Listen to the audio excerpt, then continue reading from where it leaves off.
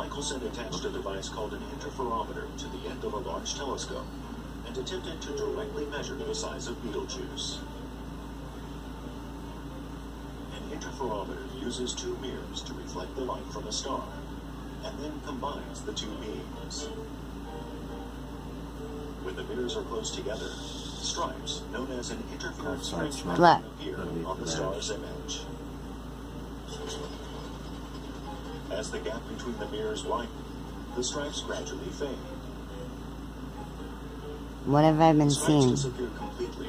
The two mirrors are exactly aligned with the outer edges of the star. Stripes. What the fuck? It's like you're mental.